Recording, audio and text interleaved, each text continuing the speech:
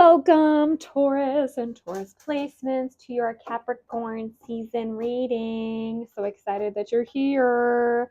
I am really stoked to bring y'all a different reading than even last month. Last month was a start, stop, continue reading. This is going to be just like a simple couple of cards, but I've also included a somatic healing practice for regulating your nervous system, a journaling prompt from a soul awareness, soul truth, self-awareness deck. And here is the Hack Your Nervous System one for the somatic practices you're going to be seeing.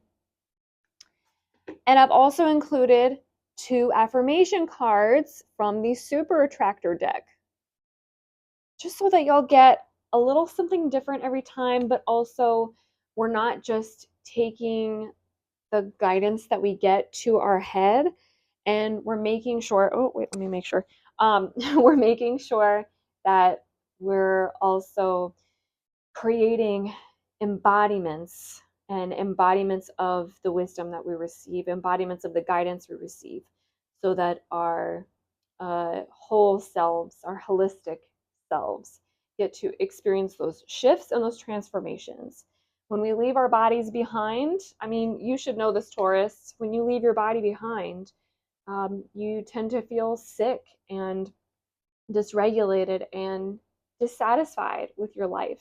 So I want to make sure that we're keeping those things in mind, because it's very important not to just hear it and get it and move on, but to really take some time to process, physically get into your body, and then have a few affirmations to walk away with. So I am going to flip these over for the first time and see what we've got here. Ooh, we've got the Alchemist card. We've got the 2 of Swords. We also have the 3 of Swords. The 2 and 3 of Swords visited somebody else. Who was it? Capricorn? Visited somebody else in another reading. And we have the Wheel of Fortune, which is the fortune cookie in Mood Tarot. Oh no, I didn't even introduce y'all to our decks. Okay, so we've got the Threads of Fate Oracle deck, and that is the first card, the Alchemist, that I flipped over, and the rest are from Mood Tarot, a disgustingly relatable tarot deck. So let's get to it, Taurus and Taurus placements. Here is your Capricorn season reading that is going to be from December 21st, 22nd, today, until January 21st, 22nd, when we transition into the next astrological season. So I'm going to start with the fortune cookie, which is the Wheel of Fortune, and the 3 of Swords. 3 is a number that I associate with harmony, with having made decisions and then trying to move forward and make sure that you're like well prepared for activating on the decision that you've made. If you think of the tarot and the minor arcana in tarot, from Ace 2, 3, 4, 5, 6, 7, 8, 9, 10. If you think of the minor arcana as like a mountain, and Ace is the place where you're like looking at the mountain and you're looking at the mountaintop and you're like, that's where I'm going to go. Okay. Ace is the place from which you're trying to figure out how to get there. 2 is you just grounding in that decision. And 3 is like you're on your way, your bag is fully packed, the birds are singing, you know, the weather is nice, you're like, oh, I made a great decision. And then we get into 4 and 5, and I won't get that far yet. But I wanted to share that story, and that story that I've that's helped me understand the minor arcana and tarot, because when I think of the 3 of Swords, I think of somebody who packed their bag for the trip and got totally ready and still has doubts, still doesn't quite know how to interpret the decision that they've made, or interpret how to approach the decision that they've made. And I know last time we were talking about you not being a ride or die for other people, you starting to make your own decisions and go forward in what you know is better for you and what's right for you, so that you can start to trust yourself. And I'm getting that sense that, like, it's like the I hate mom, I love mom card.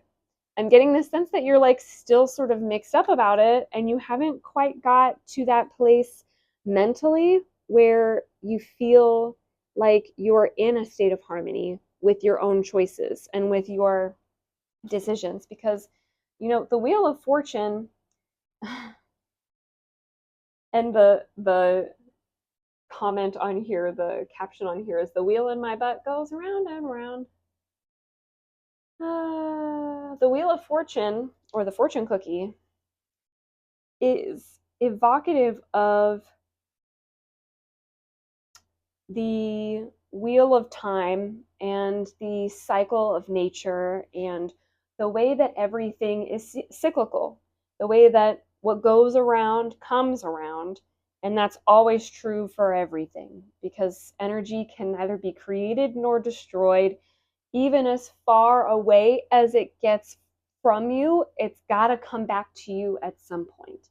And it feels like, because these two cards like wanted to come hang out together, that you're doubting whether or not you've made the right decisions for yourself, or whether or not you're about to be making the right decision.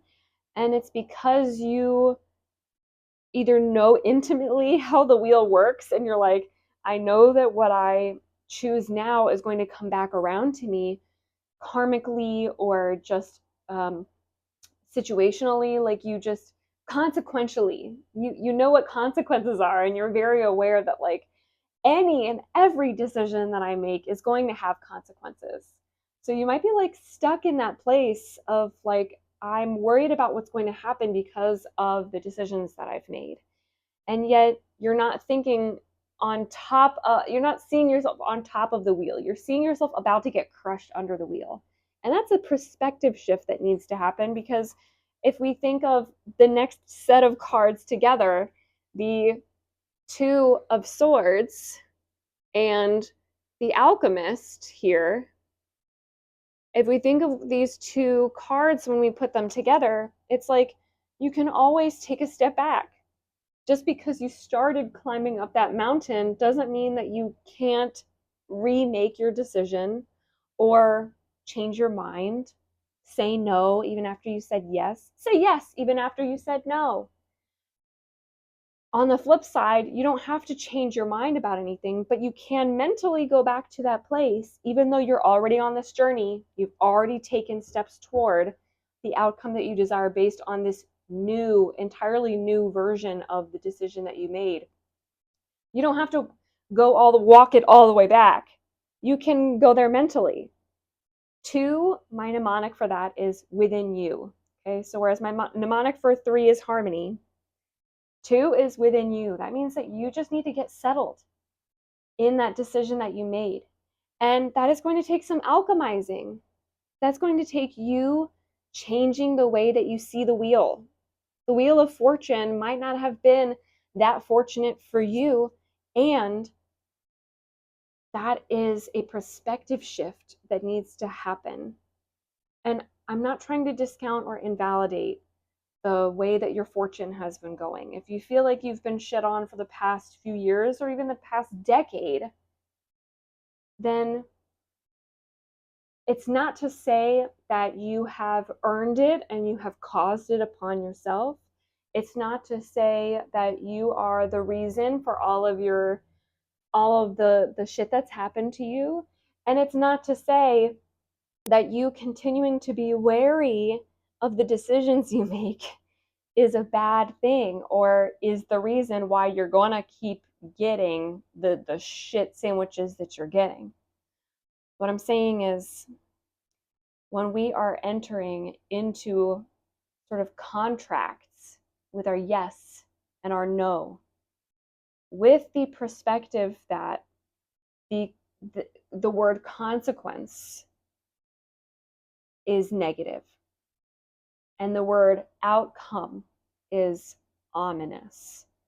then of course you are going to be looking out for and therefore attracting into your view. It's not that you're attracting it into your life because bad shit's happening around you all the time.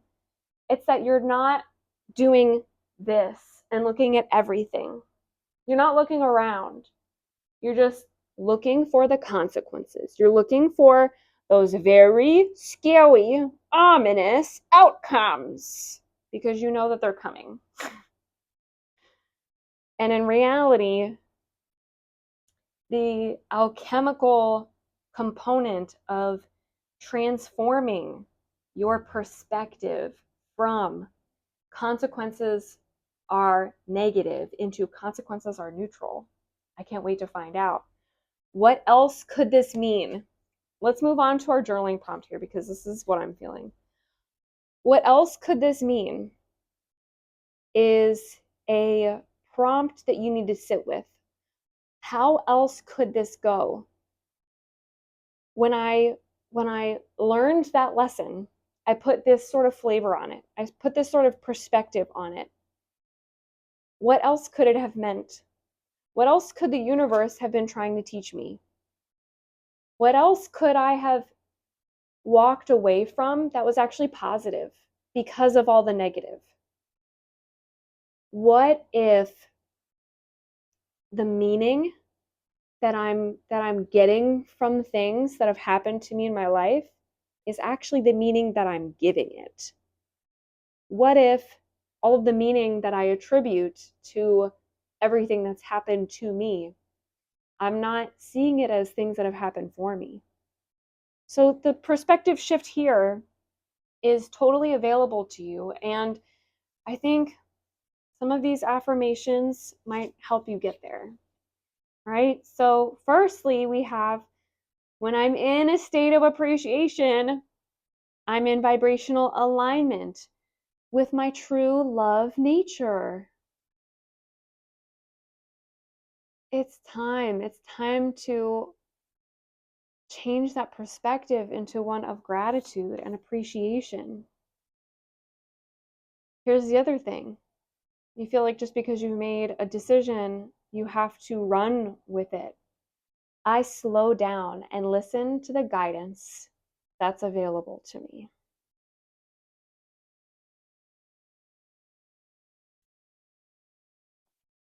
Take your time.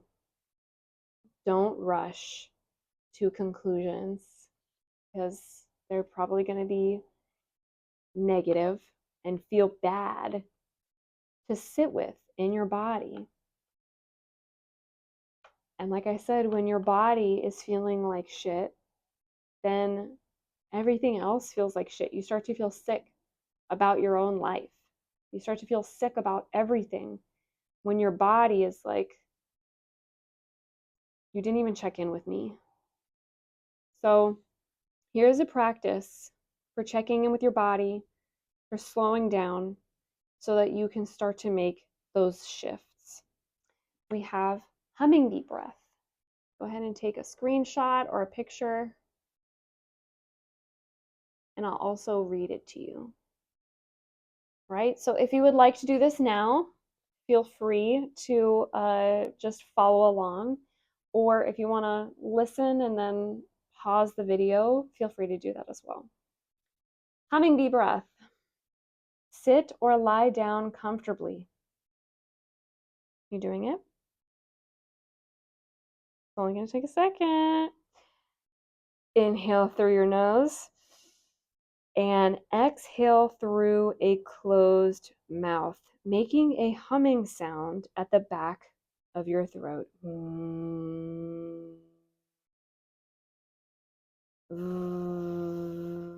I even like to make a V with my mouth. I like to,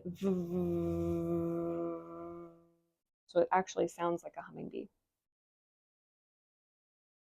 Take a few inhales and exhales like this. I usually do about 2 or 3 of them.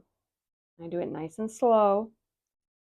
And if you want to enhance the benefits of this, I also do at least 2 of these. You can cover your ears with your hands. I love doing this because it really gets me into the vibrational effect. You can lie down with your stomach pressed against the ground, and you can use high-pitched humming. I like to find somewhere in my range where my body needs it, because when you get that sort of pitch and that vibration, it sits in different parts of your body. So tune into that. Take a few humming deep breaths. Pay attention to how it feels in your body and what it shakes up and what it loosens up. It might even help to ask, what else could this have meant to me? What else did I actually learn from this thing that happened in the past? So you can practice shifting your perspective. And maybe while you're asking yourself and you're in meditation, do a little humming bee breath. And